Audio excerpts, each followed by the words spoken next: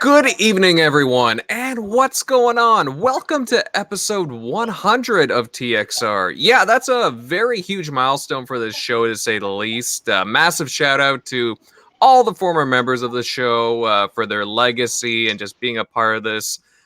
And of course, all the fans for just continuously tuning in here. We love your support. You guys just rock.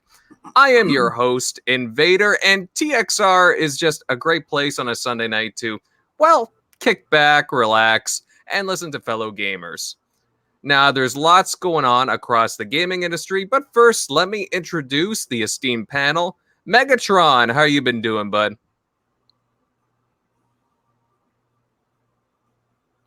Hello? Megatron?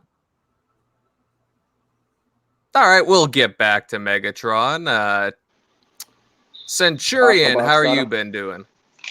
I've been doing good, man. Just been playing a lot of games, trying to finally grind out Gears 5. I'm on Act 3, almost on Act 4.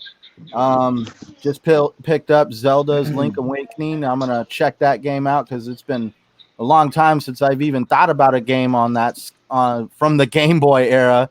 But from what I've seen of this game, man, it looks really well I want to say remade, man. I mean, it is definitely not no green screen game. Absolutely. Yeah, no, I got a chance to demo that about a month ago at Fan Expo, and it definitely looked like a real treat for sure. All right, I think I hear Megatron. Megatron, how's I'm things at your end? It's doing good. I apologize. I hit the mute button on my headset by mistake and didn't realize, I was muted. I'm sorry. But yeah, everything's good. Busy, busy, busy. Ready to talk some games and yeah, man. All Let's right. do it. All right. Yeah, Yeah. exactly. Let's do this. And Shock, buddy, my man, how's things at your end? Pretty good. You might hear some crickets. Just I'm walking the dog just for 2 seconds, but yeah, I've been pretty good. Finished Gears. Interested to see how they set up the sequel with what they did with this game, but yeah, everything's pretty good. All right, you heard it here, folks. Shock is pretty good, and you're going to be hearing crickets. But yeah, just so everyone knows, Tim and South, they're doing some super secret, top secret TXR missions for us, so they will not be available for this evening, but you can definitely catch them at a later time, hopefully next week.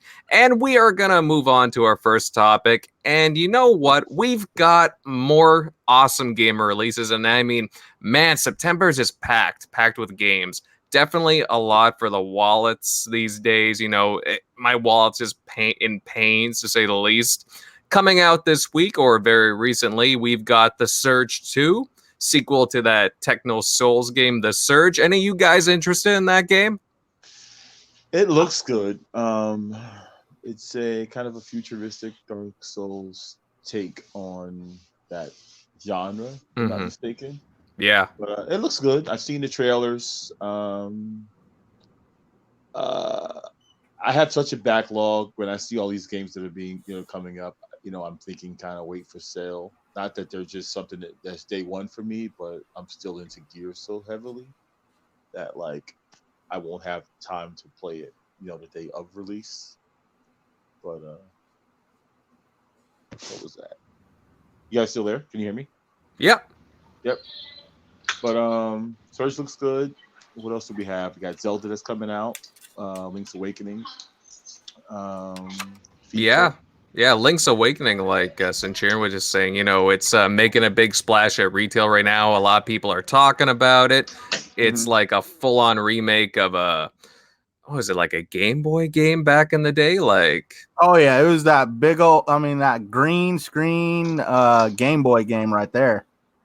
Yeah, like what they've done with it is absolutely amazing. When I demoed it, like just the colors and everything is just popping out at you. It's really something, what they've turned it into. And it still retains like its similar quirks too. I know a buddy of mine, we were playing together at a demo recently, and he was trying to like do like trying to see if like there was similar quirks from the first iteration of it, and they were still there. So honestly, props to the developers. They seem to have done a really wicked job with it. Hey, do we have any soccer fans in here? Because FIFA 20 is also out. Any FIFA guys here? No, I never really got Hey, into the who's this? soccer thing. I was gonna say, Shockley, can you put the phone up to the crickets? Hey Oh now. yeah, I'm back. Hey now, I am a huge soccer fan, so don't you dare insult me or us. No, I'm Just not. kidding. I'm just saying, man. Every 4 years. I think I'd rather, if I'm watching sports, I mean, with sports, I'd rather watch it than play it on a game, or at least be playing. I don't know. I was never into sports games. Closest I've come is playing racers.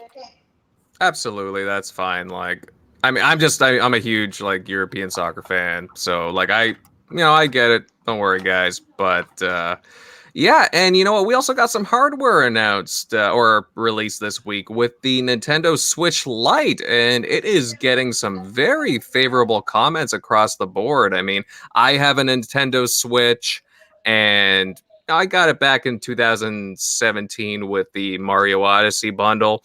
I like what I got. I really have no interest in switching over to it. But There's no Joy Cons. Like, you don't have the Joy Cons. It doesn't rumble. I mean, I can see it's cool that the battery life is extended. I think that's the biggest thing. Between the new Switch, there's two new versions. But the Switch Lite for me, just like it seems like you're getting less. I don't know. It doesn't seem that appealing to me. I'd rather have my Joy Cons, the rumble feature, and like all the other extra stuff with the motion controls. And I love my Switch. I don't play it that often, but I am going to definitely be picking up Zelda. But for other than that though, like the Nintendo Switch Lite, I guess for some people, I guess it fits, but I don't get it. I just feel like you're just getting less of an experience for what Nintendo originally intended. from what I've heard or what I understand about it is that you can't dock it. It's kind of a different entity in itself. It's very much on the go. And the only real uptick I've heard about it is that it has a longer battery life, maybe an extra like 1 or 2 hours packed into it. So maybe that's a big deal for some people who are always on the go. They commute to work, taking bus, train, or they have extended adventures outside. As for myself, I prefer it docked. Honestly, I prefer my gaming experiences to be on the TV right in front of me, laying down. I've only taken it out a handful of times, and it is a good experience. But at the same time, it's just I don't know. I'm kind of I like sitting in front of the TV. What can I say? But we'll see how it does. It seems to be getting very positive reviews at the moment. What else do we got, guys? We got new Game Pass editions as well. Anybody here downloaded Jump Force or Bloodstained Ritual of the Night? Jump Force, I downloaded. Bloodstain, I already owned. Never played it. Again, with the backlog, it's ridiculous. The games and counting. But I am looking forward to trying Jump Force. I know my friend K Mega from GRG he's heavy into fighters, and he's always been like a big advocate for Jump Force. So I just gotta find time to play it. But have you guys tried it yet?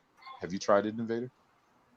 Yeah, actually, I tried it. I downloaded it and tried it the other night. I was kind of impressed. I mean, you're basically playing a fighting game with all these different anime series just kind of jumbled into each other, and I kind of like it. It's a different experience, and it's quirky in a lot of ways, but I'm still early on. But it's got a lot of nice detail, and I think it does a pretty good job paying homage to all the different animes there. So yeah, I mean, I'm definitely gonna give it some more playtime. Just there's so many games to play. Actually, speaking of which, the COD Modern Warfare beta has been live this weekend, and I put some time into that. Has anyone else here been playing it? I put more time into Gears of War Pop. Oh my God. And listen, I'm having, you know what it is? Because, I'm laying in bed. I'm tired from like just the work week and everything. And I just reached down to my phone and I'm like, man, what should I do? I mean, I'm so tired to even reach for the controller for my television to turn the damn thing on. But then I look through my app and there it is. Gears of War pop. And I'm slowly moving up the charts. I'm in a group of people, a collective group of other people. And I'm just really trying to take that number one spot. So don't hate me. I'm still a gamer, damn it, but I'm playing Gears Pop right now. I honestly put more time than that did anything this week, unfortunately. Which is not a bad thing, but I enjoy the game. Gears Pop for the win. Sorry. Phone games, really, Megatron, really. I know, man. That's what it comes down to. I'm turning into the ultra casual right now, I guess. That's it, man. So I'm in the bathroom and I'm playing.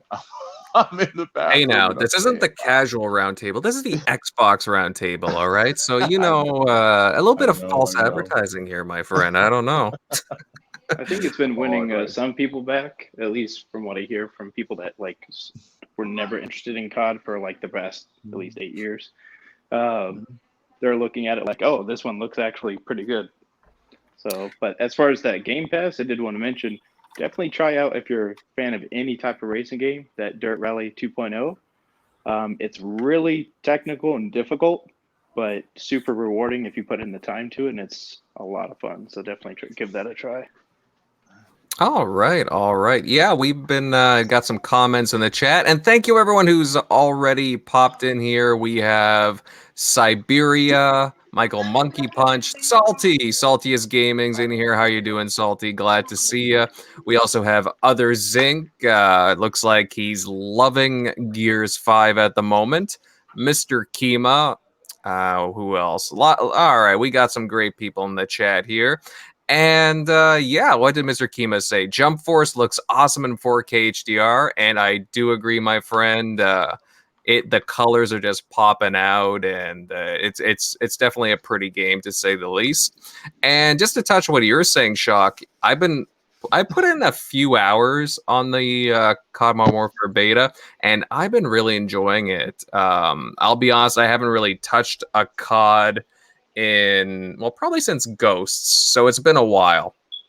And this is the first one that I've been really interested in.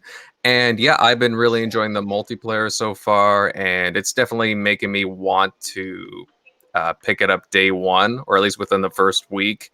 I really like the guns have like a really big kick to them. I really like the kickback and the feel and the sounds of the game, and it looks really pretty. What's the biggest feature that everyone's talking about right now with COD? Like, it's that cross-play, man. You got people, it's PlayStation, it's Xbox, it's PC. We're all kind of going at it with each other, seeing who's the best of the best, That's it. So yeah, that I kind of regret. Like, is this still going on? Like, I gotta try that before it ends. Is it still? Is the beta still going on? Yeah, it's going on, I think, until the wee hours of the morning. Mm-hmm. So you still got some time to jump on tonight. There we go. So if I play tonight, that'll keep me from being a total fraud when it comes to gaming. No, it's pretty good. They give you a bunch of modes to try out, and they got the new Ground War, which is 64 player, like massive, like nice. Yeah. That it's different for COD for sure, and you got some vehicles thrown in there too, and then there's the traditional game modes as well: Team Deathmatch, Domination, HQ. Lots of fun. I've been really enjoying it.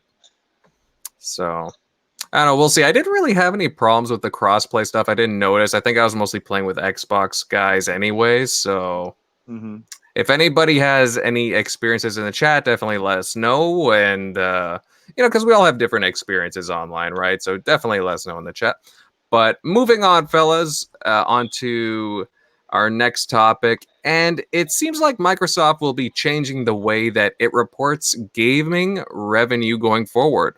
They will not be talking about Xbox Live monthly active users anymore, which is very interesting. Instead, they'll talk about stuff like year-over-year percentage revenue growth for Xbox services.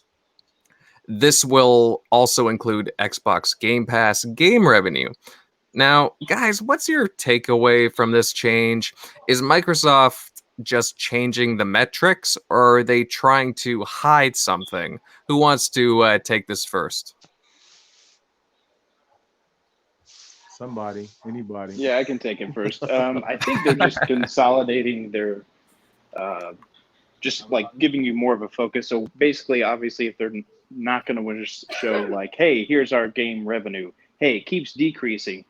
It's a great look at this metric. It's not something you want to show when you're not even wanting people to get on Game Pass. So really, overall, they don't really care that our game revenue is falling if they're seeing all this huge growth in services, because they know going in, that's the whole point. Like they know they're expecting that to happen. That's so people saying, they're hiding. Like, no, they're just highlighting a new metric that's really going to highlight whether they're succeeding at what they're trying to do or not.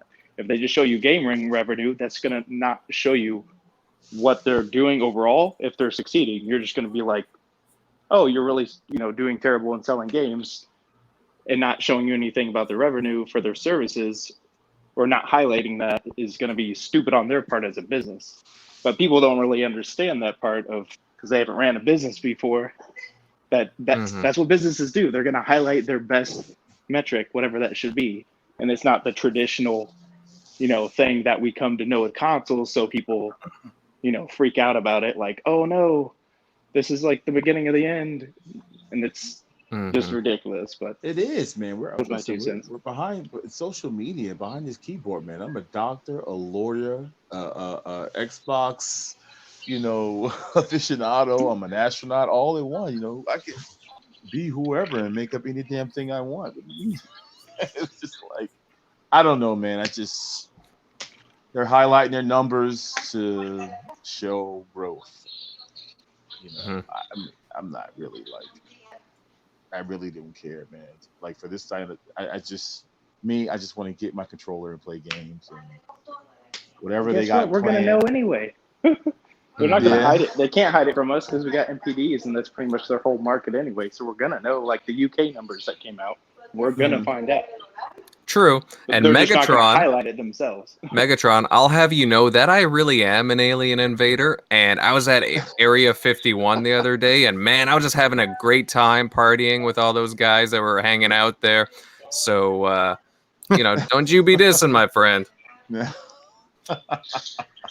But no, you know what? I definitely see where you're coming from, Shock.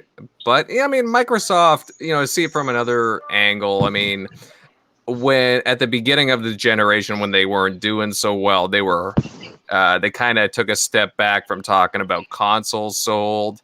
They were just talking about Xbox Live users and their growth there. And now they're taking another step back, it seems. I mean, you can definitely see it as a bit of a change in tune. I mean, this is a company that they like to talk about transparency, and being good with the fans, but they're also taking another different spin on it as well.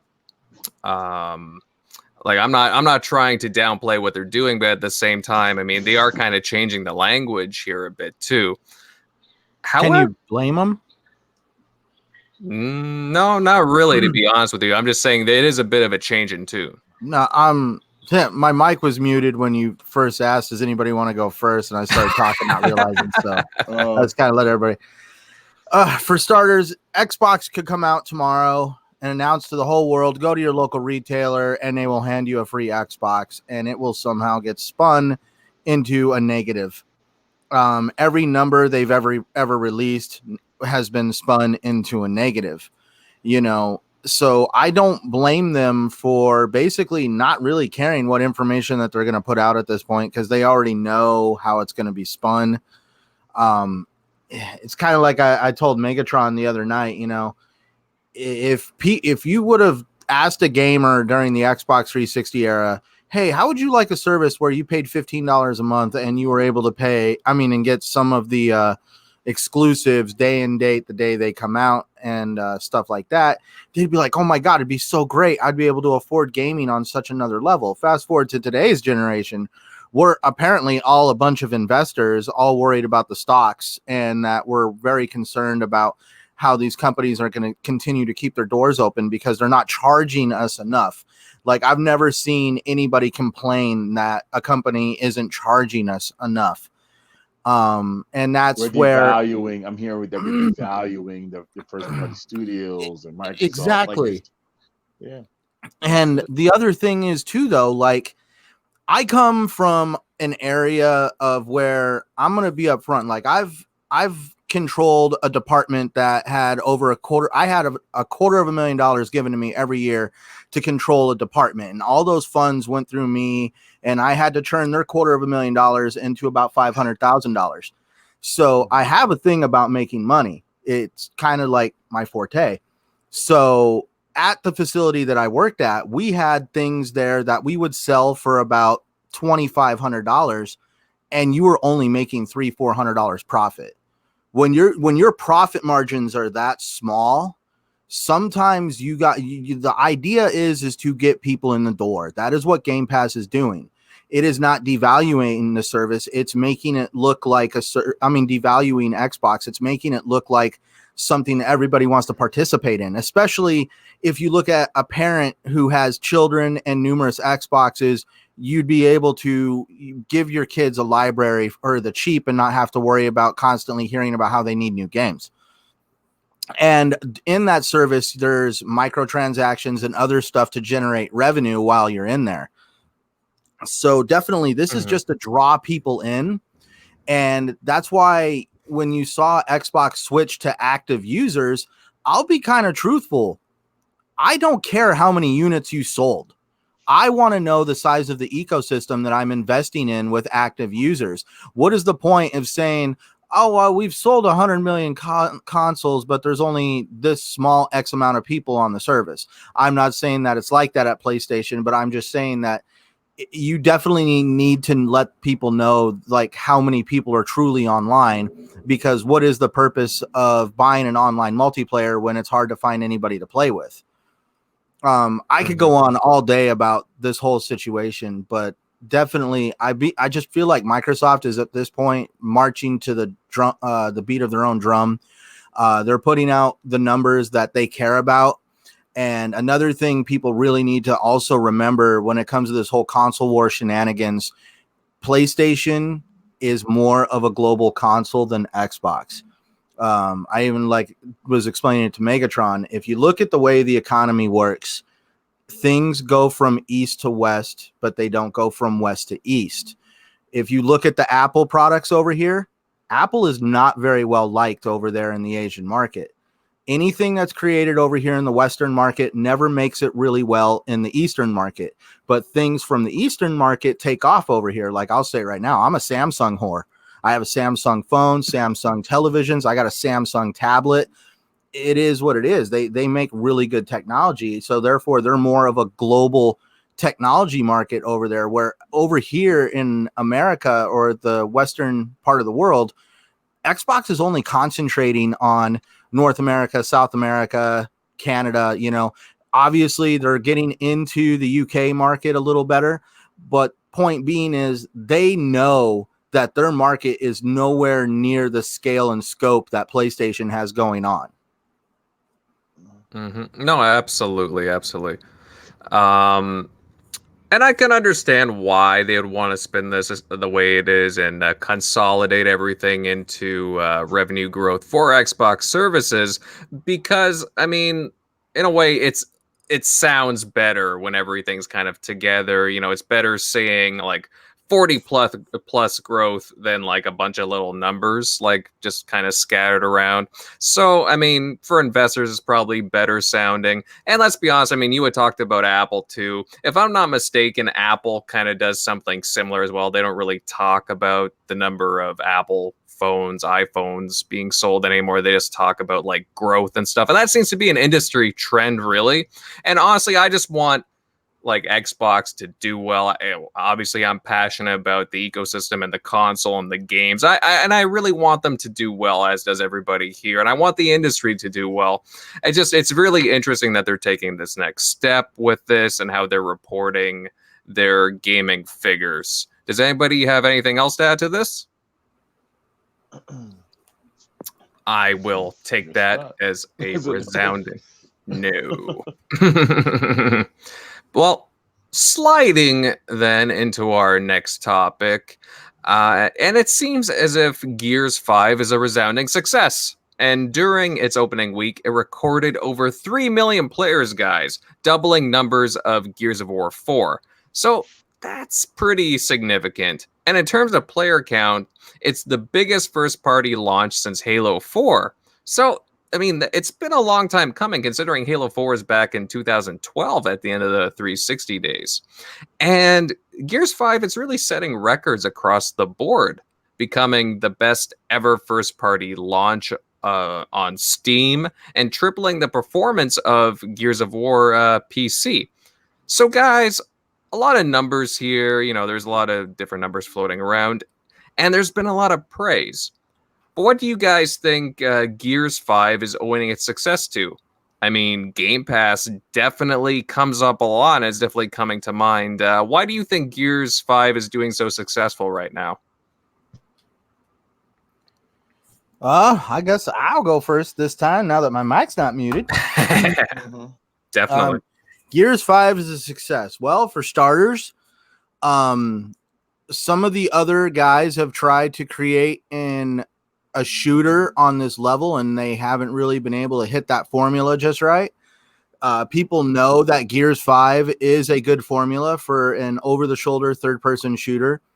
Also, you know, when you see all these reviews coming out saying like the game is this new hotness, the story's there, the graphics are there, the gameplay is there. And not only that, but it has something for everybody. You feel like playing some casual single player experience, go and do that. You want to play a hardcore experience on multiplayer, you can do that. They even have an intermediary multiplayer experience with the arcade mode. There is something there for everybody depending on how they feel at that moment and what they're looking for. So definitely that's probably one of the main reasons why they're just bringing in all these people that want to play the game all of a sudden. You know, like look at Ninja was playing it just before it was released. That definitely got it out there. And then we had Dr. Disrespect going out there and being like, oh my God, this game sucks. And I guess live on his channel, he deleted the game off of his, I'm assuming PC, because that's what he does. And actually he went and re-downloaded it, and now he's actually claiming that he really likes the game now that he's learned how to play it. So you've got even streamers out there talking about how the game is good, and the word out there is, you know, if you're really looking for a good experience running around shooting at each other, Gears 5 is that experience. Yeah, absolutely. I'll admit I'm still grinding away through Gears 5. I'm still in Act 2, but I'm at like towards the tail end of it. I can tell. Dude, oh my God. The end of Act 2, man, I was like beating my head against the wall for about an hour. Good or bad? Let's just say that there's an enemy where you need to really have some good muscle memory. Like you got to remember where all your controls are, and you got to find the right rhythm to actually take this thing down, because you got to use your environment around you just to even do. Have you played Gears multiplayer? Yeah, I've dabbled in it a little bit, but mostly focusing on the campaign right now. Okay, I don't want to ruin it for you then, because of the whole thing, because like that it was the creature that they told you don't play horde mode, otherwise it's going to spoil it for you, because you'll go against creatures you haven't seen yet. Okay. And I did that with Dealer. I got to see this creature before I ever went against it. Now the downside is we all took it down just fine. It wasn't a big deal, but now I was by myself, and you're like, oh my God, this sucks. It was literally in the game for me, Centurion, because I haven't beat the game. well, for me, it was like that movie. What is it? Live, Die, Repeat. Where Tom Cruise, yeah, dude, it felt like that, Yeah. man. You'd run in, you'd die, repeat, run in, try to figure it out, die, repeat. Because I mean, like this thing would easily just like bitch slap you and kill you in one hit. So it got wow. And I'm not even playing on insane, so I'm just like, oh my God, this is freaking crazy. That's what I've been trying to do. Play it on Insane, man. Oh, dude, if you defeat this thing on Insane, man, I will just like bow to thee. It's like, oh man, kudos to you, because holy freaking cow. Yeah, well, I'm definitely gonna have to play more of it. Just, like I really like dedicating like a good couple hours to the campaign, like when I get into it, because I don't like to just sit for like, half an hour, 45 minutes and then take off and go, because I get really into it. I like to like finish, a couple of chapters in one go. But I'll be getting to that soon, guys. Don't worry. Now, one thing that does kind of, like, I don't want to say concern me, it's got me kind of wondering. I popped an achievement today in Act 3, which is part of the story mode. You're going to get this achievement playing the game. 18 point something % of people who have played Gears 5 have popped this achievement. So that's why I'm just like, that's one thing I'm just like, so are people not really, are only the hardcore playing the campaign? Like, it's kind of weird. Like in Act 3, I got an achievement that has a less than 19% pop rating, and it's part of the story. A lot of people are playing Gears just for their campaign. I mean, not campaign. I'm sorry, the multiplayer. Yeah, that's what I'm kind of wondering, man. I'm wondering. I really wish I knew the numbers of the multiplayer itself. That's just the success of Gears. One of the great things about it is either like you said earlier, you can either play an awesome. I don't want to call the campaign a casual experience, but like you can either play an awesome campaign with great story, or you can play and jump online and versus arcade mode, horde. It's so many different things you can do, man, and then plus you have the access of Game Pass. Like I said, it's probably millions of people that have it and now have access to it word of mouth, and this is one of the reasons why it's their biggest launch this gen. So it's just I think that's a bit skewed too, because there's so many access to so many people that some of those people are probably just dabbling a little bit and just checking it out, just to because they have access to it. So some of those people that aren't super hardcore maybe tried it, maybe just wanted the multiplayer, or maybe tried it, didn't like it. But you're getting so many more people tasting it that percentage might be a little skewed than what it used to be. Yeah, absolutely. I mean, that's the thing, right? That's the thing with Game Pass, because it's just so easy to download something, dabble in it for a little while, and then forget about it, right? If you're not really into the series, let's say a casual player, they have access to Game Pass and they're just downloading whatever's new, right? And then they might forget about it for a month and then pop it back up later, and then slowly work their way through the campaign, or just.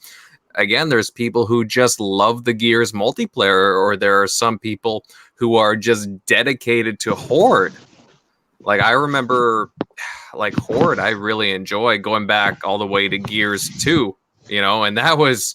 Oh yeah, Gears 2 Horde was definitely something, right? 50 waves. Well, yeah, like my buddy Stubbs over in the UK, man. Yeah. Don't get me wrong. He loves the campaign, but he lives for Gears multiplayer. Yeah, that's right. Stubbsy certainly likes his Gears. Really passionate gamer there. Definitely check him out, by the way. Stubbs Gaming, everybody. He's a good guy. Oh, yeah. Awesome guy. Like one of the first people I've ever met in this community when I got started. Yeah, absolutely. Definitely look him up. Very positive guy, and always a fun interaction with him. But yeah, Gears, absolutely love it. Has anybody been really playing the escape mode at all?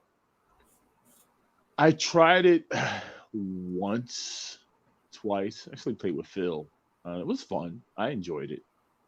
But it's still, my thing is I always try to finish the campaign before I really get back into the multiplayer, because I feel like if I get back into the multiplayer, I won't go back to the campaign. So it's just like I want to finish that first before I really go into all the other different game types. So Absolutely. I mean, I dabbled with it a little bit previously.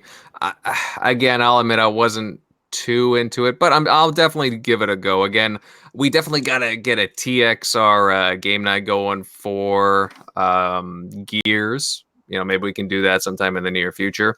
Shizno Elite saying that he really likes Escape. That's cool, pal. Again, I gotta dabble with it more. I gotta play it more. I'll definitely give it a shot. Siberia, he's definitely really liking it too. And yeah, lots of passionate gamers in the chat. All right, but yeah, Gears 5 seems to be doing well, guys, and that's pretty positive for Xbox going forward. We'll move on to our next topic. And, I still can't believe that after 10 years that this game is so popular. Minecraft, the virtual brick playground phenomenon, is still posting some really impressive numbers. And in an interview with Business Insider, Mojang studio head Helen Chiang said that the game has over 112 million, and I said million, 112 million players a month now. So, guys, I'm 120 or 112? 112, sorry. Okay. 112 million players a month. Like, that's pretty insane for a game that's 10 years old now. And I'm just really curious, why does this game continue to stick around?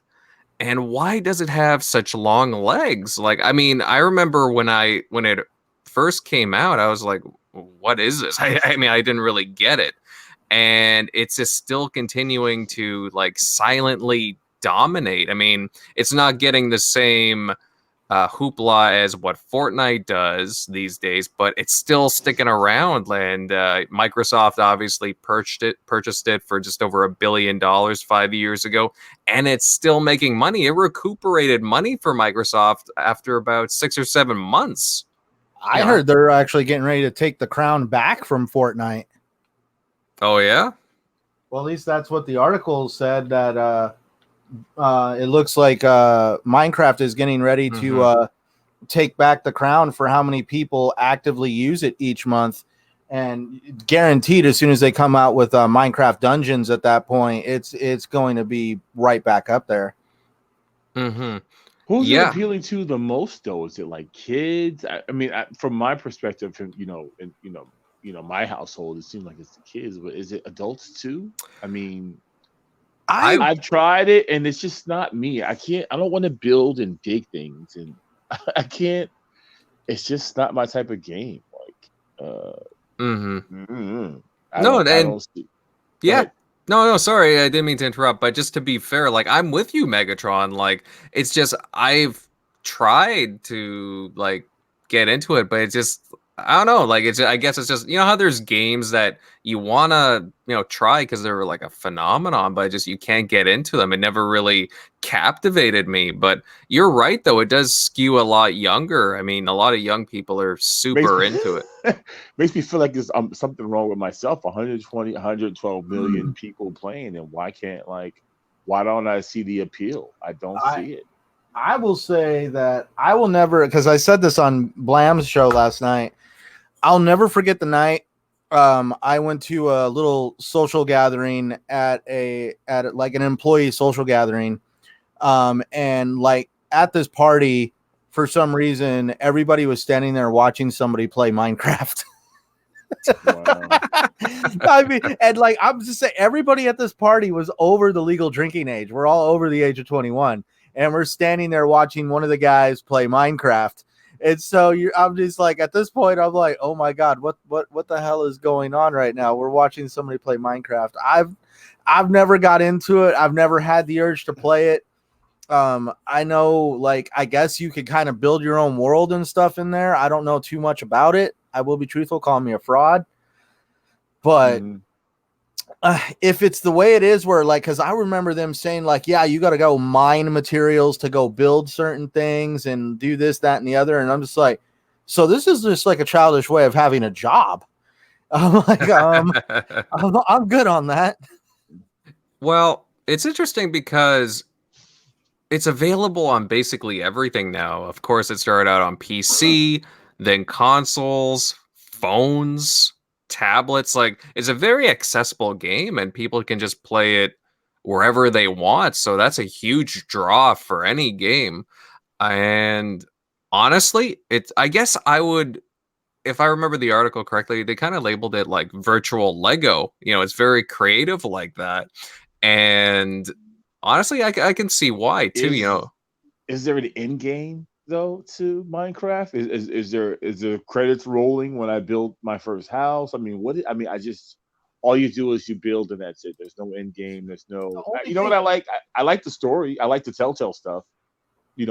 Oh, have yeah, you Minecraft story mode.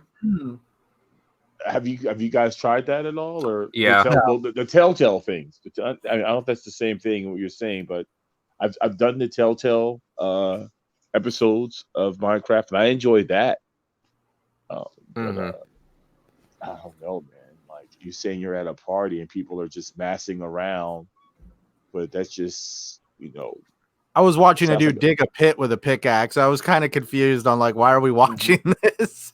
it's one of those things where it's a bad accident or something happens, but people see other people gathering around and trying to figure out why they're gathering around. Maybe it's one of those situations where, right?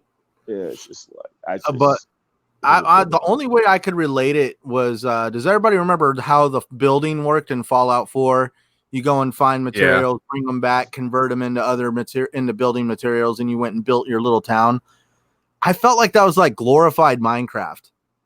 I did find that a little addicting doing that in Fallout 4, but that was because, you had to set up like, traders, and you had to get residents to want to stay there and all this other stuff.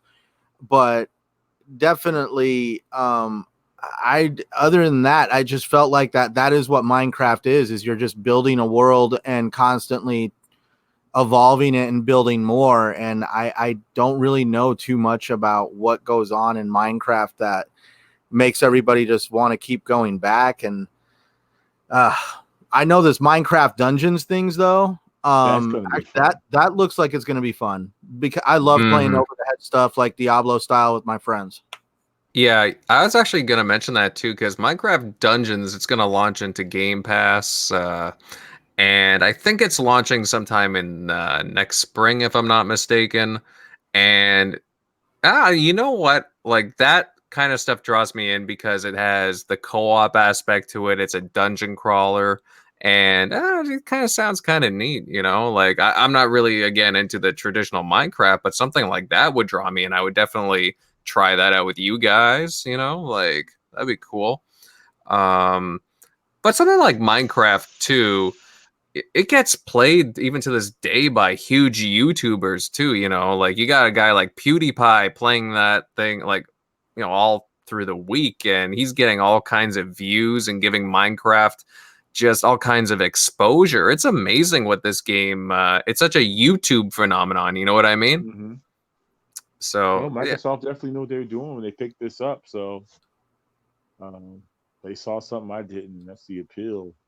Dude, for the price tag they paid for that, man. Now, if you look at it, you're like, well, that was a massive gamble that I guess paid off. Yeah, absolutely. Who would have thought they would have wrote a check for? I mean, okay, they bought everything like the studio and a couple of smaller games, but obviously it was for the Minecraft IP. And who would have thought they would have written a check just for a single game for like $1.2 billion? That's I thought that was a little excessive, but obviously, hey, they knew what the numbers were. I'm no CEO, and they did the right thing because obviously they made their money within 6 months, so they're doing pretty well there. Yeah, you can't help but to wonder what they might do if they, for another game. Would they be willing to spend that money again? Destiny. Would they be willing to go ahead and just be like, hey, it's worth it? So we'll see. GTA would be the one to spend that type of money on.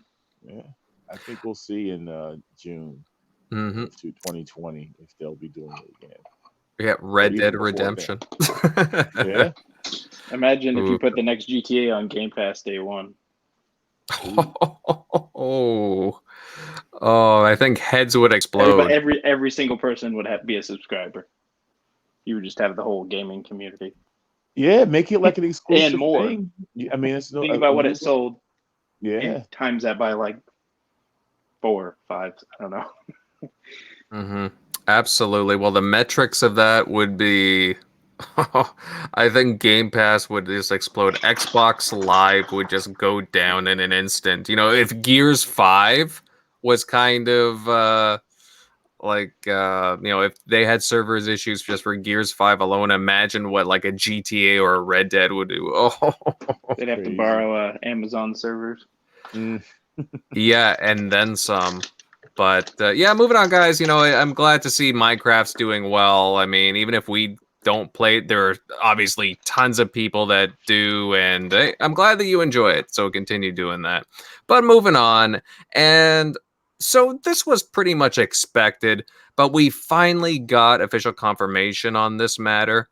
Speaking with Inside Games, Sony Studios head Shuei Yoshida was talking about Sunset Overdrive and how Sony now owns full rights to the IP, which makes sense considering that they recently bought Insomniac Games. Now, panel members, do you think we'll see Sunset Overdrive be brought over to the PlayStation consoles now that they own it? Most definitely, man. I'm just looking forward to them. They probably can't wait to make that announcement that it's coming to PlayStation. So, I mean, it's a good game. A lot of people, I didn't particularly like it that much, but I mean, I enjoyed it, but it wasn't really, would be my first pick of the type of game that I like to enjoy. But That's absolute heresy, Megatron. Come on now. Come on. That's Xbox heresy. How dare you say that? Maybe I'm just hating because Sony has them now. Screw.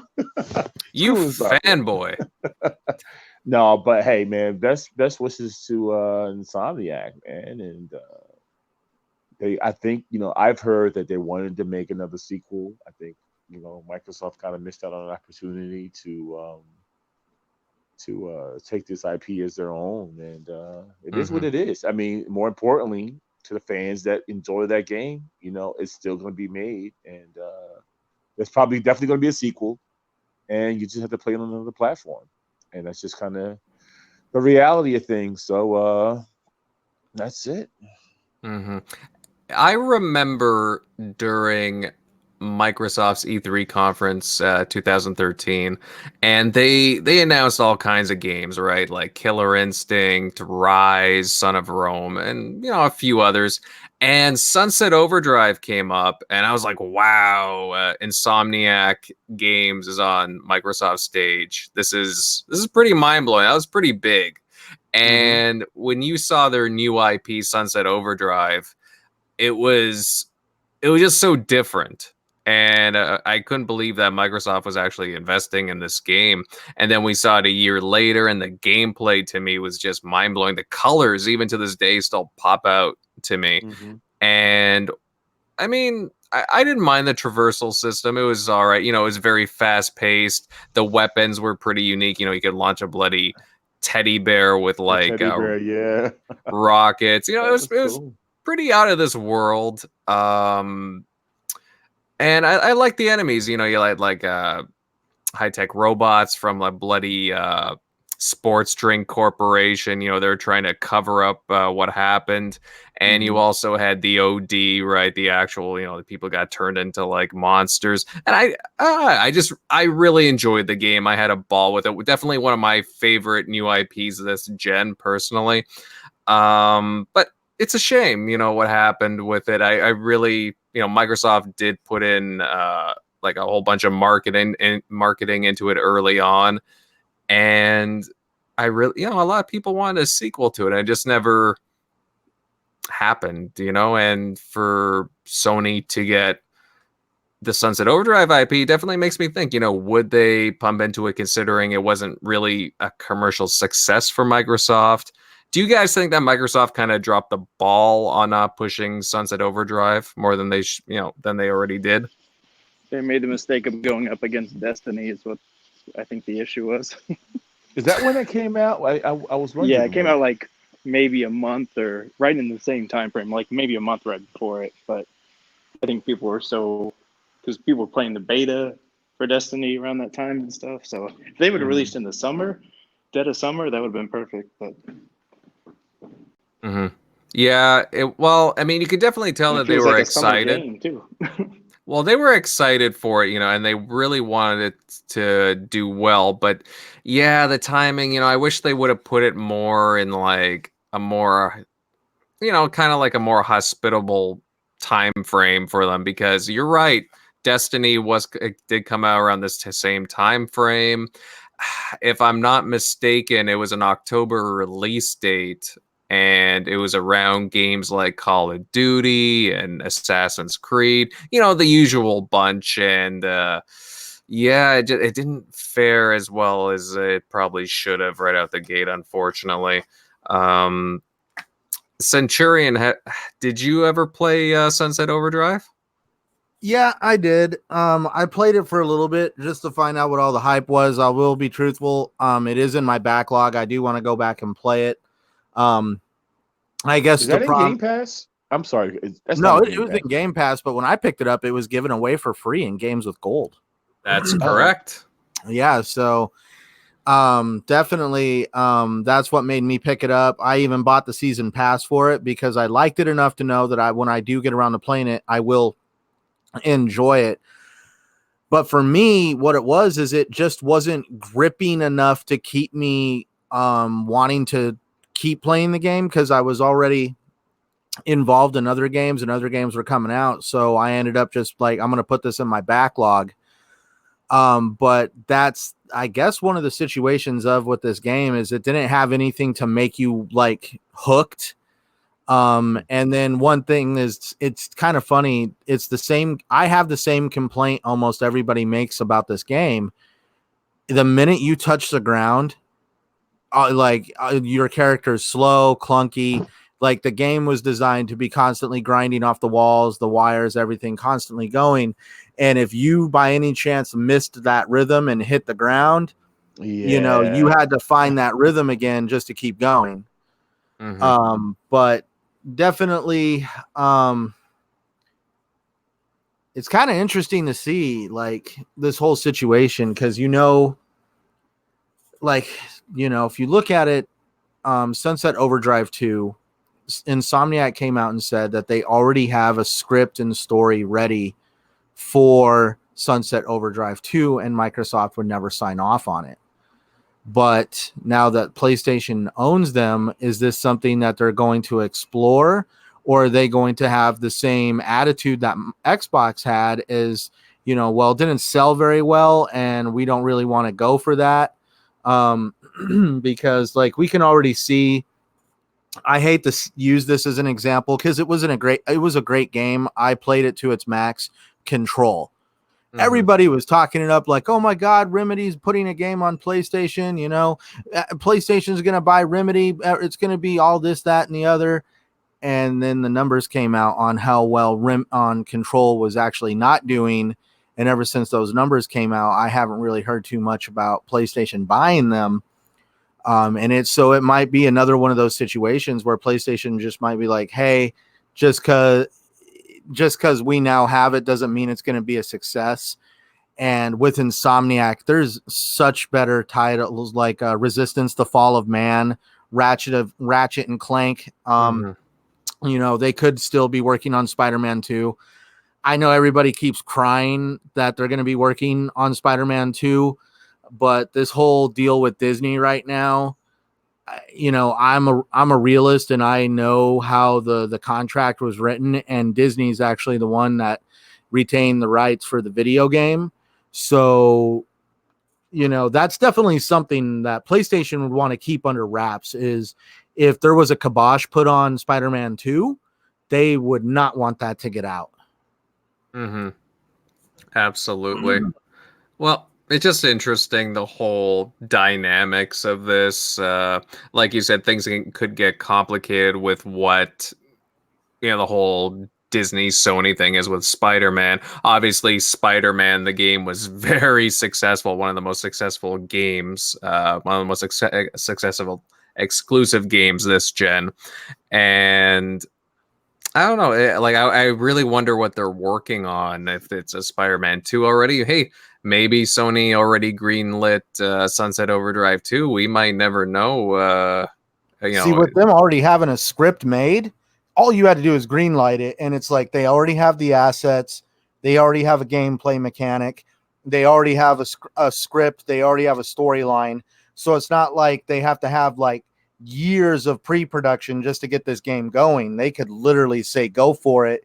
And you could probably have, like look at Gears 5. They already had the same things set up, game mechanics, assets, story, script, the whole 9 yards. And they were able to build a game in about 2.5, 3 years. And, Insomniac could be definitely able to crank out a game like that. Absolutely. They've made some pretty successful games this gen. Like you look at the reboot of Ratchet and Clank, obviously Spider-Man. You can say what you want about Sunset Overdrive, but it might not have sold as well as we would have liked it to, but it was definitely an interesting game, definitely very different, a unique IP. And they've done some smaller stuff too, and some VR work. Definitely a very versatile developer. And, I wish them the best of luck with whatever games they make. But honestly, like, I would have liked to see this game, like, stay with Xbox. But, if they do end up making a Sunset Overdrive 2 on the PlayStation, hopefully, I definitely play it. I definitely buy it because I was really into it. But, some mixed reactions in the chat here. Others, Zinc says that he didn't like Sunset Overdrive at all. But then you got Shizno Elite here. I hope they continue Sunset Overdrive. Don't care there. Something just came to mind. Sorry, I'm not trying to interrupt. But before they do a Sunset Overdrive 2, what would you think of them doing a re-release of Sunset Overdrive 1 as like, a complete edition where you got all the DLC and everything, and they released it on the PS4 just to see if the interest was there from the community? Yeah, because it already came out. They own the IP, they own the publishing rights, so they could just as easily port that game over to the PS4 now. Yeah, that's what I was wondering too. If they would just do a simple port over. I mean, obviously, it's already on PC. And I could definitely see them just do a straight port from it. Like, it would make a lot of sense. It wouldn't be too hard to do that, whether it be for PlayStation 4, PlayStation 5 going forward. Hey, you never know, right? It would make a lot of sense.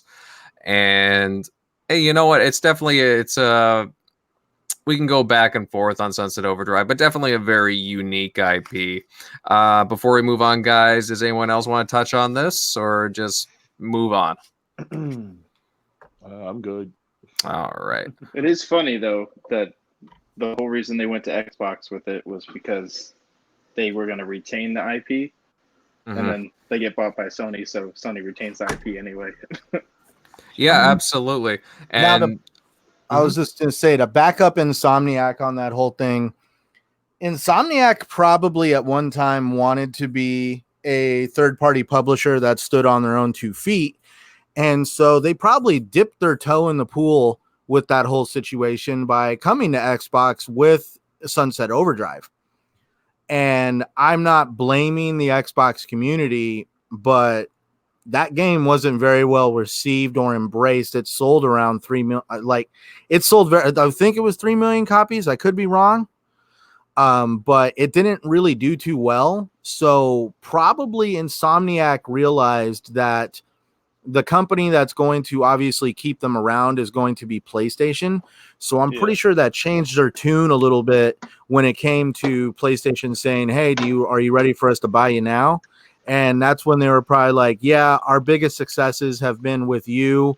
We might as well just at this point, sign the dotted line because, we made a joke. I made a joke when it came out that Sony bought Insomniac is, one day they go to work and they're Insomniac. The next day they come to work, they find out Sony owns them. And they're just like, oh, wow, I thought Sony already owned us. It's just, one of those things. It's just business as usual. Nothing really changed. Yeah, it was interesting when they want to get away from Sony and they're like, oh, we're going to be, they made a deal with EA. Obviously, Victor said here that Sunset Overdrive is just like Fuse, which was published by EA originally. Both games is like the oomph appeal, which, I mean, it's fair, given different tastes. I mean, I happen to like Sunset Overdrive. Fuse, I didn't really get into. Didn't really care for it personally. Some people liked it, but it was kind of different from their other games. Didn't really have the same personality, a lot of people would say. But, you know, then you got Shizno Elite. He's like, I think that would be cool. Everyone should get to play it. And I agree. I agree. It is a pretty awesome. And I'd like to see that. I'd love to see Sunset Overdrive sequel and a Rise sequel, personally. So Rise would be huge. Rise, if awesome story. Yeah, if they could, I'll say this with Rise. Yeah, Rise, absolutely beautiful game and definitely very interesting story. If they could give you more weapons, maybe expand the world a bit, and actually, you know what? I would love to be able to like control like a squad of guys, kind of similar to like, you know, when you had them do like different formations and stuff and command them to like, you know, throw spears and whatnot. I would love to see that on like a grander scale. I think I don't know. I keep going back and forth with it, but I would love to see a Rise sequel. I think that'd be sweet. Would you want them to stay towards the Rome side of things, like Rise Son of Rome, or just more like keep it Rise and change the title and, you know, the bottom title and kind of go from a different point in history or a different civilization during that time period? I think they should continue with Rome just for consistency. I think there's still a lot you could do with that in that time period. Yeah, I think it would be a fun time period to play around in. I mean, maybe they could pull a God of War. Let you know, hypothetically, let's say they did a Rise 2 and a 3. Maybe they could pull a God of War off and then try it in like a different time period after that. Not saying you can't play around. I think there's still a lot you could do with the whole Roman era. So that would be kind of sweet, in my opinion. Yep, sounds good. All right. So moving on, guys. And you know, it's funny how rumors sort of just come full circle. There were initially rumors of Microsoft having 2 different launch consoles, but those have been kind of fading away or disproven, apparently. And now it seems like Sony is interested in doing something similar. According to a Japanese journalist, Sony wants to launch 2 different PlayStation 5 models, a base model and a Pro model. And supposedly, Sony wants to give players what they want from the beginning. Now, how do you guys feel about this? Because previously, going back a few months ago, we had talked about the Xbox Maverick having different launch consoles and so on and so forth. Do you think Sony would offer 2 consoles just right off the bat, or do you think that's not such a good idea? I don't think they've ever done anything like this before, and if they did, wouldn't bother me any. I could really kind of honestly care less. I mean, if you want that option of offering a lower price console with some next generation features, then by all means, go for it. But I could care less. And, it's a rumor for now at this point. I just don't know if I can't remember at any time any console came out with 2 at the same time, 2 SKUs, unless it was like, I guess, hard drive size and backwards compatibility. They did that with the PlayStation 3. And as far as that measure success, I don't think there was any because the price was so damn high. And maybe that's what they're trying to do with this. They know that it's going to be expensive, and they're giving someone another option. They give another options because this gen is pricey. It's going to be, maybe their starting point is going to be a lot higher than maybe people are anticipating. Yeah. Go ahead.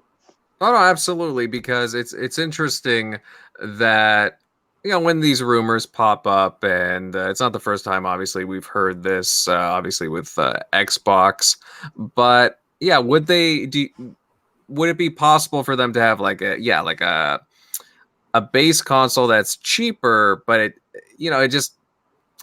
has like a little bit more of an upgrade than like let's say the PlayStation 4 Pro, but then you have a console let's say $100 more, so on, and it's just fully kitted out with everything, bigger hard drive, and it's got some extra juice in it. Would you pay for the extra juice, or would you just go for the base console?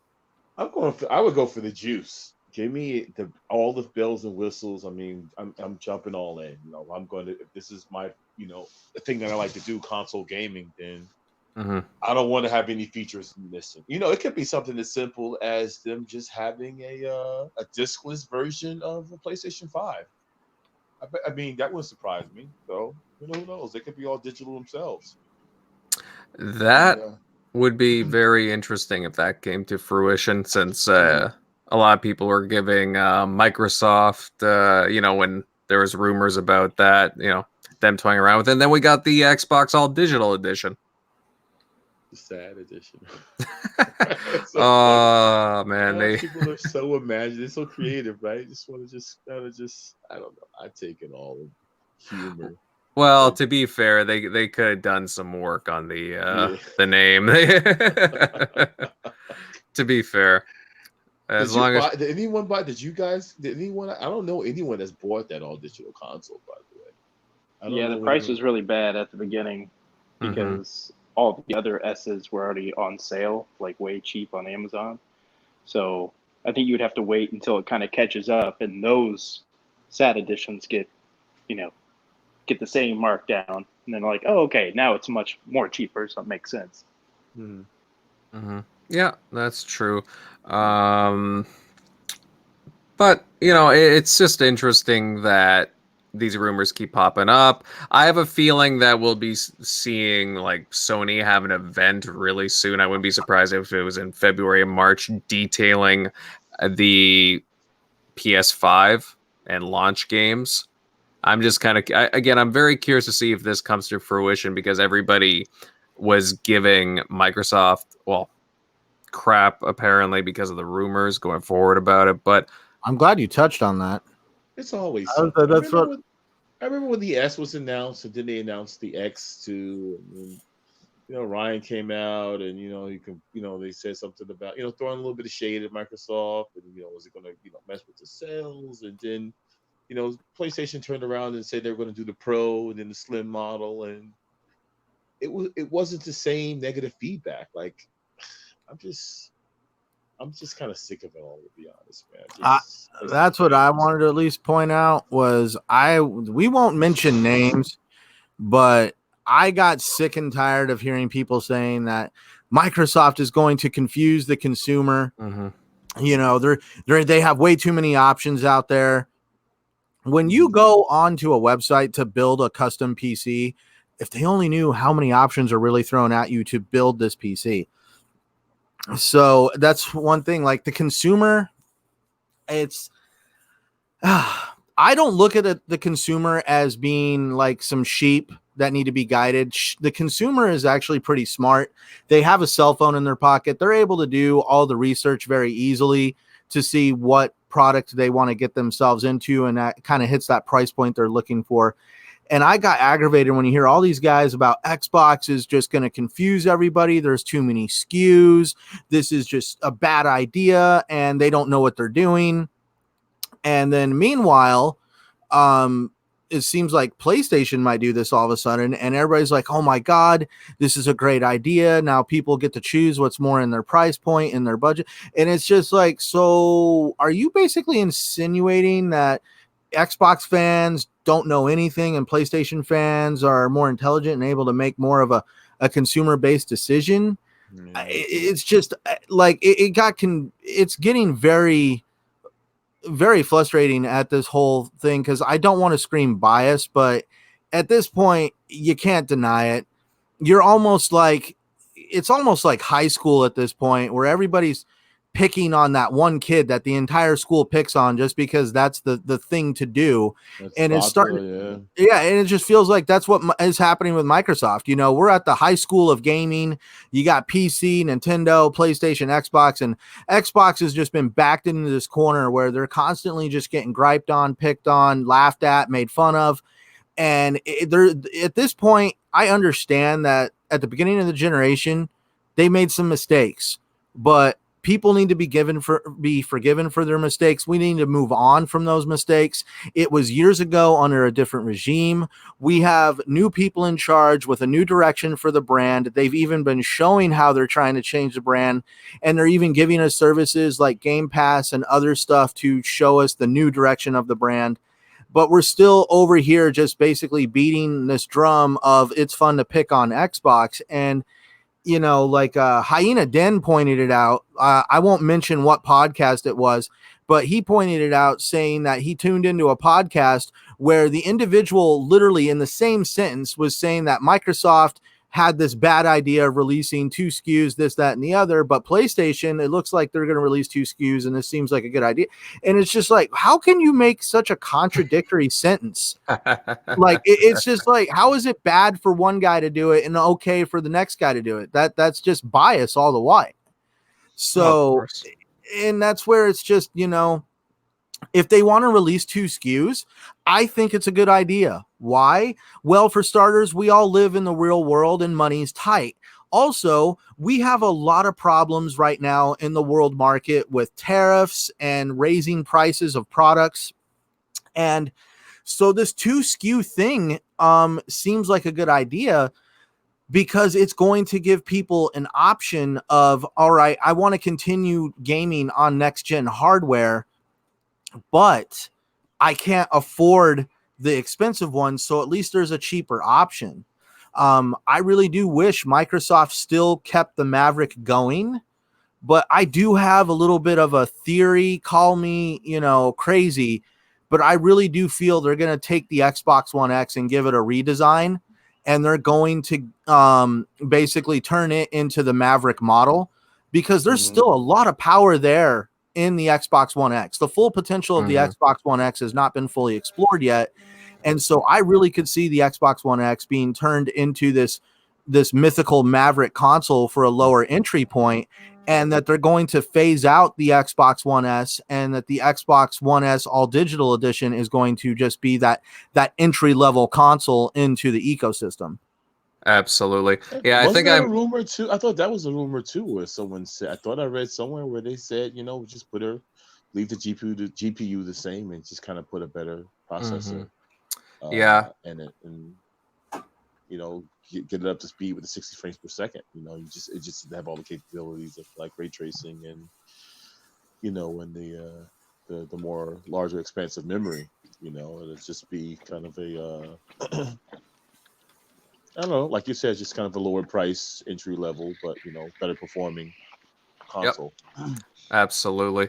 And you have to forgive me, guys, I kind of misspoke about the code names there. It was the Anaconda and Lockhart. I'm saying Maverick, dude. I'm sorry too. Yeah, Lockhart. Maverick was the code name for the digital. Yeah, that's correct. But go ahead. I'm sorry. Oh no, we'll see where it goes though, because honestly, I'm like Megatron, right? Like, I'm open to like any company like doing this, having a base model and having, a beefier version. But somebody in the chat made a good point. Victor, I believe it was, and he said the problem is that the cheaper version will limit any pro version. So especially if they're adding ray tracing architecture in, which, he makes a good point. We kind of see some limitations to base models to pro models already, especially when it comes to frames per second and just different stuff loading into the games and so on, and certain features. It is a concern if, now for developers. Doesn't that seem like it can be solved though with make the texture CPUs the same? That too, but like look at Gears 5. Like, there's a texture pack that you can download on the PC version for people that have a hopped up PC. You could easily have a base game come out on disc or available for digital download, and then it recognizes that you're playing on a much more capable system, whether it's PC, an Xbox Scarlet, a PS5 Pro, and it's able to recognize these systems and just be like, hey, would you like to download the assets and the textures and the architecture for that really, really good gameplay experience? And you could. Like, that's why I'm just kind of like we live in a society where everything's on the internet. Just because the textures and the information isn't on the disc or in the base download, it could be easily patched in, added in after the fact for the people who want it and have the rigs to play it. Mm-hmm. Call me crazy. No, not crazy. Makes sense to me. A little crazy, but you know, I don't hold that against you. Sorry, not trying to rant, man. It's just like, you know, like it's kind of funny. Like when the Xbox One X came out, all of a sudden all these games have these Xbox One X enhancement downloads. So what is so different than that? Oh, you have a Scarlet. Would you like the Scarlet download that enhances it to the capabilities of the Xbox Scarlet? And same with the PS5 Pro Edition. They're just going to be able to go in and you're going to be able to download all these assets and textures and ray tracing and everything else that's going to make that game way above playing it on a standard system, because that system isn't able to use any of that information. Mm-hmm. Yeah, but to be fair, though, it depends how the devs optimize it, because some games look like different from their counterparts from like the base model to the X model. Like, I know exactly what you're talking about, don't get me wrong, but like some devs just do, like some of them just do a better job than others at really optimizing their games. But you know, that's just me. But you know, it'll be interesting to see in the coming weeks and months what PlayStation does, like, and if they will have two consoles. That's the rumor floating around right now, guys. And you know what? There were Xbox rumors about that months ago, and there were people kind of laughing at it. Now there's PlayStation rumors, and I don't know, people aren't having the same kind of reaction to it. So there's a little bit of a double standard going on. It's kind of funny. I just wanted to point that out and kind of talk about it too. But you know, we'll move on. And this was probably going to be our last like real official topic for tonight. And everyone knows that September has been a very stacked month game-wise. And October doesn't look like it's going to disappoint either. In late October, sci-fi RPG The Outer Worlds will be releasing, and hey, I'm really looking forward to it. Over the past week, we've been getting all kinds of new gameplay for it, and honestly, looking like, you know, the game is going to look just fantastic. You get to see new missions, new interactions, moral decisions, aliens, and just more goodness, in my opinion. Now, has anybody on the panel seen the new gameplay posted on YouTube? And are you guys excited for this game? Are you looking forward to getting into Obsidian's latest RPG creation? I'm excited for it. Oh, go ahead. I was just going to say, I have not seen the gameplay, but I was excited the day I saw the first trailer on E3. It looks phenomenal, doesn't it? I haven't seen the trailer either, man. I'm trying to kind of search through it now on the PC, but like, it does look good, bro. Yeah, well, they have all kinds of new gameplay out for it. Like, I mean, I have posted on our group chat, like, just they posted like, I can't believe it was like 20 minutes or 30 minutes. There's other gameplay snippets too out there, but it looks, I'm just really itching to play it because like I'm a Fallout fan. And this just looks like Fallout, but I don't know, I'm really digging Fallout met BioShock. Yeah. Yeah, it has like such an interesting like world twist to it. Like I find the characters to be like more quirky, but they look very Fallout-like too. And you know, the moral implications are there too, how you interact with like different people. They got crazy weapons. You look at some of these creatures and they just look really interesting to fight against. The world itself looks like a blast to explore, like this alien planet. And even just like all the different companies too. You mentioned BioShock too as well, Centurion, and BioShock had like a real emphasis on world building and just like different brands around there, and you know, the different sections and areas, and it was really cool how they distinguished everything in that game. And I see the same thing here. You know, I really like the retro futuristic aesthetic of this game. I'm just really digging the Fallout vibes of it. Shock, do you like? Are you really interested in the Outer Worlds? Do you like Fallout-esque games? Yeah, I definitely played the. I don't think I've ever finished a Fallout game because, like Skyrim, Oh. I've just you just keep playing and then okay, I've spent hundreds of hours and I'm done. Dude, you're Um, breaking my heart. but yeah, I was excited for that one to be in Game Pass day one, so that should be pretty sick to see, what Obsidian's because they've been doing like I've been dabbled in their more obscure games like Pillars of I think Eternity or I forget the name.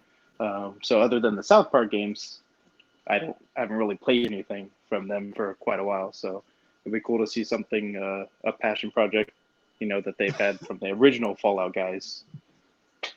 See what they've bring to the table. Yeah, that's the thing, right? They have original Fallout team members there. Really, really, they're really passionate Original about this. creators, yeah. Yeah, I remember doing a video even before the Outer Worlds got announced, and I was really interested what they were going to be working on. I'm like, I mean, Microsoft picked them up for a reason. Why would they? And then I just started thinking. Then I started looking into like what they were talking about behind the scenes, and they're like, well, if you like Fallout, then you're probably gonna like our new game. They were kind of hinting at it, and no, honestly, it just looks like a blast to play, and Obsidian definitely has quite the following, and I really do think they're creating a classic Fallout-esque world. I mean, you look at what Bethesda's done with Fallout 76, and it has not been good that way. They seem to have kind of lost touch with their fan base, and I could definitely see a lot of Fallout players, a lot of Bethesda fans kind of like jumping ship. Yeah. To be honest with you. I think when 76 comes out, at least with that update where they bring NPCs finally into the game, it's probably going to change the world because I did not know what Bethesda was thinking by not having NPCs in the game. The game was just too hollow. But back onto Outer Worlds. I remember my first Fallout game I ever played was Fallout 3. And I was officially sucked in on Fallout New Vegas, who was done by Obsidian. And as soon as I heard that the guys that did Fallout New Vegas are doing this game, I was like, I'm in, I'm ready. This is going to be an awesome experience. Yeah, The absolutely. game looks good. I'm watching, some of the gameplay now, and it looks good. It looks hey, October 25th is the release date for Outer Worlds, and it's just coming for PlayStation and Xbox and PC and Nintendo Switch. Oh yeah, I'm just looking at that now. Announced later.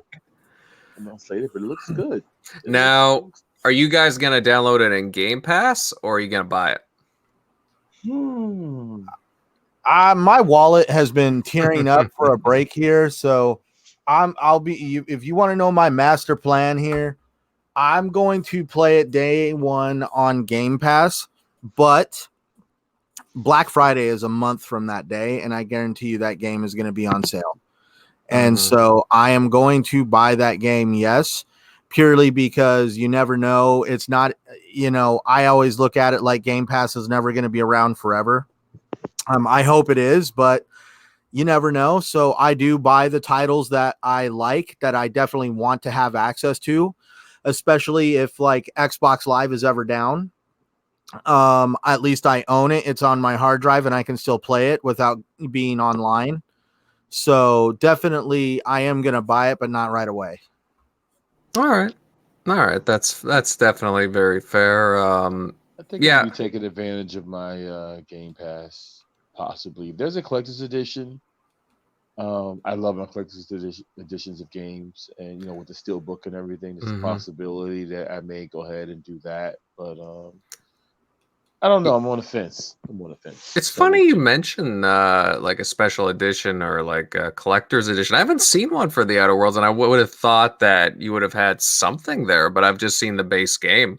So would have been cool to get. I mean, I'll admit I don't pick up many collector's editions up anymore, but this one would have been one I would have considered because it has like a lot of cool lore in it, and but oh well, it doesn't seem to be the case. I hope it does well because usually the end of October is pretty jam packed. I think Call of Duty Modern Warfare comes out like a day after it, so it's usually pretty jam packed. So again, I hope it does well, and I hope Game Pass makes a difference. It's going to be out on all kinds of different platforms too, so I can see it being very successful for Obsidian and Microsoft. Yep. But October 25th, looking good. Absolutely, and that gameplay just looks oh so good. But all right, guys, we'll move on, and we're getting towards the end of the show here. But before we close, let's talk about what we've been playing recently. Shock, my buddy, what have you been up to the past week? What have you been playing? Yeah, it was so I finished Gears. Trying to think. I think I dabbled in a little bit more of Devil May Cry. They recently came to Game Pass. Mm-hmm. Trying to think if I'm leaving out anything. I think that's pretty much it. Definitely been waiting on this. I don't know if any of you guys have that new update that someone showed off like months ago. Because I'm in an insider program, but I don't think I'm high enough in it. I'm like beta. Mm-hmm. But I'm waiting for that new dashboard download. So hopefully, I thought they'd release it around Gamescom, but now it's like, are you guys waiting until next year to release that thing? And I heard they were supposed to release it at the end of this quarter, which is at the end of this month. And at this point, I probably am a fraud on that statement. Is it that big of a difference? What's the dashboard supposed to be like, though? It's just they like PlayStation. And not only that, but it also gets rid of Cortana, which is a major like piece of your memory. It's going to free up a lot of your memory. And from what other people I have talked to about it, says that the dashboard is more responsive. It's more snappy. The tiles load a lot easier. So it's definitely optimizing it a lot better than what it is. So they get rid of Cortana. There's no more voice control with like. Is that what it is? Because I use her all the time. Like, hey, Officially ending Connect. Yeah, that's the only thing.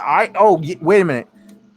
I think you can hook up like an Alexa device or something like that to still get the same service. I don't know. I've heard rumors that there's a way to still use it, but I've also heard that they're getting rid of Cortana completely off of the console. See, that's sad to me because the fastest way that I access my games and not have to like go through this, searching, is just speaking into my microphone, and then there it is. It's there instantly. Mm-hmm. It's so much more faster to me and efficient.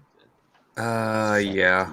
Old school, like, well, that's sad, but I guess if the numbers aren't showing that people are taking advantage, then I guess they're just saying, the heck with it. I don't take advantage of Cortana, no, but there is nothing more aggravating when you're in the middle of like a really dedicated multiplayer match, and all of a sudden, like, she pops up. Did you want to ask me a question?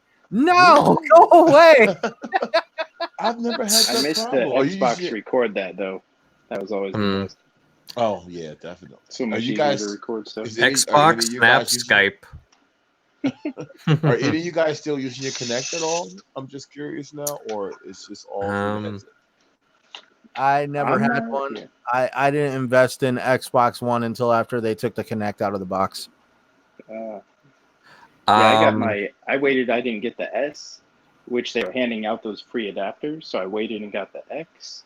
And when the X came out, they discontinued those adapters. They were no longer handing those out, and they skyrocketed on eBay. So I was like, well, screw it. Yeah, I'm kind of in the same boat as Shock, because I was hoping that, they'd still be giving out those adapters, didn't come with it, and then they just totally bailed on Kinect, period. I mean, I knew that they already were, but there's still games that I genuinely enjoyed that made use of the Kinect, and I was like, oh, okay, maybe I could still do it. But yeah, they really skyrocketed in price, price gouging there on eBay. I was not too happy. So, but on the plus side, I still have my OG Xbox, my launch Xbox, still kicking around somewhere. It's just, I got the X, so it's the other one's boxed up somewhere.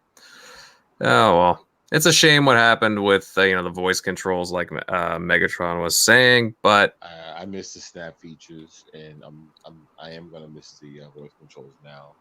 They're gonna take them away, like you guys are saying. So, oh well, boohoo. Just, I'll get Yep. over it, I'm sure. Oh, woe is us. Megatron, what have you been playing the past week? As I said earlier, I still need to finish this campaign on Insane, but I think I'm going to give in because I know, like, eventually the story's going to get spoiled on me. So I may just take it down a couple notches and take it down from Insane to, like, the next, I guess, difficulty level, and try to finish up maybe tonight, or at least progress forward into the campaign. And then I've been playing that Gears Pop, man. It's addicting.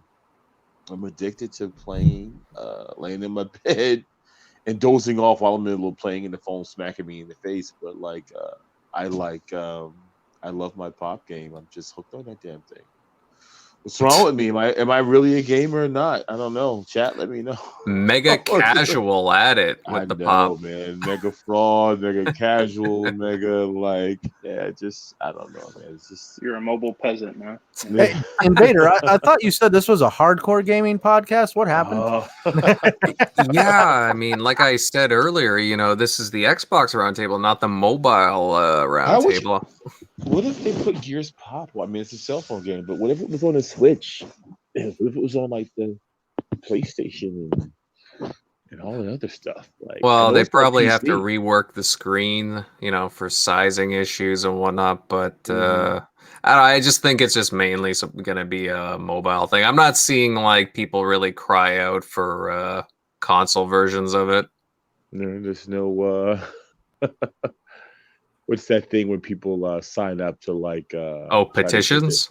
Yeah, petitions. There's no petitions for Gears. Change.org, guys. Yeah. It's like people complaining about Forza Street not being on the Xbox. I'm like, you can't steer. If you're playing Forza Street and not regular Forza on your Xbox at home, I don't know what to say to you. You can't steer.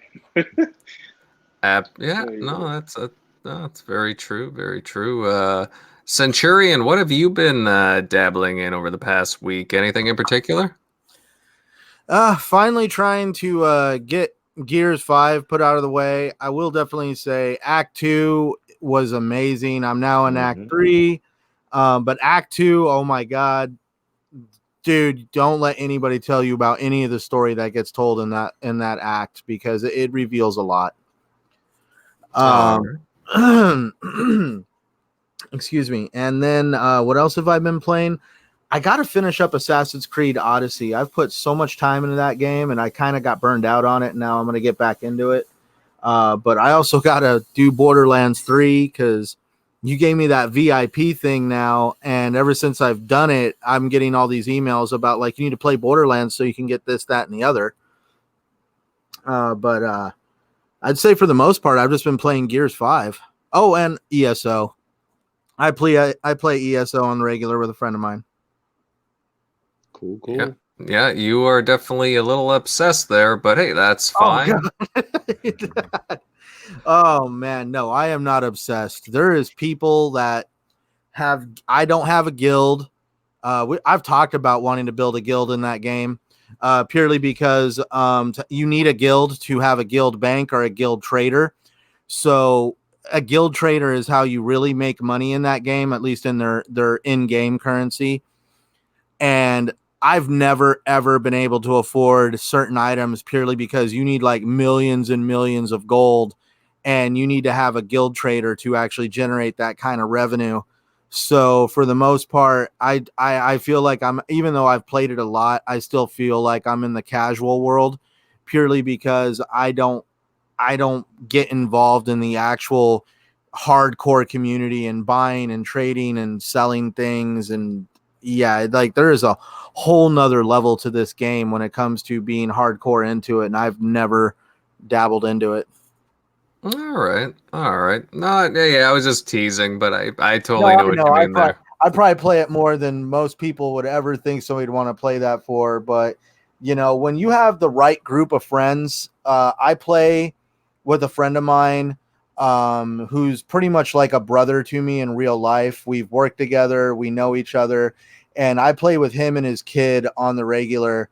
And it's really fun when you have the right group of people to kind of, make it a definite, it's kind of like playing Sea of Thieves by yourself. It's not great, it's fun, but when you have the right people playing Sea of Thieves with you, it turns it into an experience that you kind of want to repeat. Yeah. Yep. Nobody likes playing with themselves. It's all about playing with a friend, right? Right. But yeah, as far as what I've been playing, though, guys, I've, of course, been slowly inching my way through Gears 5. Again, towards the end of Act 2, if I'm not mistaken. The Modern Warfare beta has been eating up some time for me this weekend, and I've been really enjoying that. And of course, I'm still been playing through some Nintendo games like Daemon X Machina, really cool like anime mech game. I know it's getting kind of like mixed reviews right now, but I'm really enjoying it. It's really colorful and fast paced and lots of action. So working my way through that, might do a review for it on my channel, and just really enjoying a lot of the games coming up for the Switch right now. But on that note, guys, this will be the end of tonight's show. And again, a massive thank you to everyone that joined us for episode number 100 of tonight's show. You guys rock. Oh, you know what? Before we leave, we have a question in the chat from Victor. He's asking the panel. I'll throw it up here on the screen. Question: what other Western studios would you guys like to see Xbox acquire to end the generation? My four would be V1 Interactive, 4A, Crytek, and Bungie. I'm definitely with you on that Bungie. I was gonna say, I'd say Bungie, man. Definitely, dude. That would be like a major.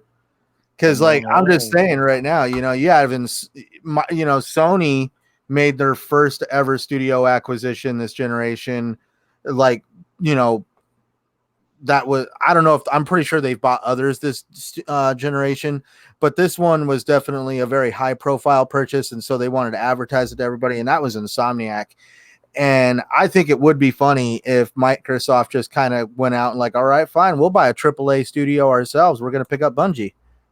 It could have been a reason why they may have just kind of, not have even, maybe they're working on something with Bungie, and know it's going to take a lot of bread to, make this possible. They may have wanted Insomniac, they may have wanted Remedy, but, they might want to go with the pretty girl, and they may be looking at Bungie as another announcement. Now, one thing that dawns on me about Bungie is we all saw what they did with Minecraft when they purchased Minecraft. That's a multi-plat game that's everywhere. Wouldn't that, like, it just feels like Bungie would be right up their alley, because they'd be like, we're going to buy the developer who has Destiny, and that would be yet another game on PlayStation that people would not want to give up on PlayStation. So yet, once again, Microsoft would find a way to make money off of the PlayStation console. I mean, yeah. I guess. I just think because if you look at Minecraft, they could have shut that game down on the PlayStation side, but instead they're like, no, we're gonna keep it going. It's we're gonna treat it as if it's we're gonna treat it like it's still on our own console, and it would be the same thing with Destiny if they could ever, like, this is just talking like dreams and illusions of grandeur, obviously. But it definitely feels like something that Microsoft could see. You could probably see Microsoft wanting to do, because they did it already with Minecraft, and they paid over $1 billion for Minecraft. I don't know if Bungie is worth that much. They could be, but that's the thing. It's just like, we all know that Microsoft has the pocketbook to really pay what they want for these companies. It just comes down to, what does this company have to offer that appeals to Microsoft? And obviously, Microsoft does have that drive and desire to want to put software on multiple platforms. Mm-hmm. Yeah, and the thing is, as far as the Western studios go, it's more like my dream versus what the reality would be, you know, when it comes to these developers. I mean, I would love for them to buy Crytek or Remedy, for example, but it doesn't seem likely at this point. As far as more realistic developers, I don't know, maybe 4A. 4A would be great. The makers of the Metro series, they've done some really good stuff. But it depends what Microsoft wants to address in their portfolio, right? I mean, they've been addressing RPGs and like just smaller like story-based titles and so on. I would like to, you know what they really could use is like a good sports developer. You know what I mean? Like I don't know, like a football game or a baseball game, hockey, like yeah, just something like that. That'd be cool. You know, I would like to see them get more into sports as well, just something they've been lacking in their portfolio. But there's all kinds of good developers out there. I remember making a video talking about how, I mean, I don't think it's going to happen, but I would love for them to acquire Studio MDHR for Cuphead. I'm a Oh, that would be huge, that'd I'm be just a great. huge fan of the IP, but obviously they have a good relationship with them, and you know, I could see something similar with like, you know, Minecraft, for example. Like they make all kinds of money off of like merchandise. Cuphead would be a gold mine for merchandise if you like really amped it up, in my opinion. But I'm just really fond of the IP, and I have all kinds of fun with it. But hey, Bungie, wouldn't that be something though? Bungie would be From software huge. could be a good, huge one. Yeah, From I Software would would love that, 'cause definitely then address. all From Software games coming to Game Pass day one. That'd be sweet. And that's They how you make a dent in the Japanese market, right there. Yeah, Japanese developer. Do you guys think that they would ever approach Platinum? Can they approach him? I don't know. That's you know, I mean, I keep hearing these things about not being able to purchase Japanese companies or It's studios. hard. There's like a lot of things you have to go through, but you can do it. That's why there was originally talks with like Microsoft, I think, buying Nintendo way back when they were just getting into it, because Microsoft was ready to spend all the money on them. But Yeah, and they just went with Rare instead. and then all the 30 Rare devs left in that transition. It's like, what did they do to Rare? No, Rare just key people from Rare left. That's why Rare changed. Yeah, Rare. They didn't do it to them. They left. Well, there was a few things, but Well, I mean, yeah, but a lot of the I know what key you mean people, though. yeah. But yeah, they went on to pursue different interests. But yeah, guys, thank you very much for the question, Victor. And thank you, everybody that tuned in. Again, Other Zinc, thank you for being a part. Chisno Elite, Mr. Kima, Siberia, all kinds of other people. Saltiest Gaming popped in. Michael, Monkey Punch, thank you very much. And yeah, guys, we're going to be tuning out now. Definitely share this out to all your friends if you haven't already, and just let the world know about TXR, a great place to just, you know, kick back, relax, and chat games. And now we'll get on to the outros. Megatron, where can everyone find you at? As always, on Twitter, Megatron_1975. Hit me up, send me a message. Feel free just to say even hello. And the same with Xbox, which is my gamer tag is Megatron1. If you are interested in playing some games, yeah, hit me up again. Send me a message and let's do this. So yeah, feel free, hit me up. All right, good stuff there, my friend. Shock, where can these fine people find you at? Yeah, I'm Easy Shock on Xbox Live. Hit me up if you want to run any gears. Down to do that. Shock at Shock Nero on Twitter. But yeah, hit me up. All right, you heard it from the man himself. Hit him up. And Centurion, where can everybody follow you on? Well, you can find me on Twitter, YouTube, and Xbox Live at Centurion1307. You can also always hear me every Thursday on the Saltiest Gaming Podcast, Saturdays on the Shop Podcast, and Sunday right here with you guys on TXR.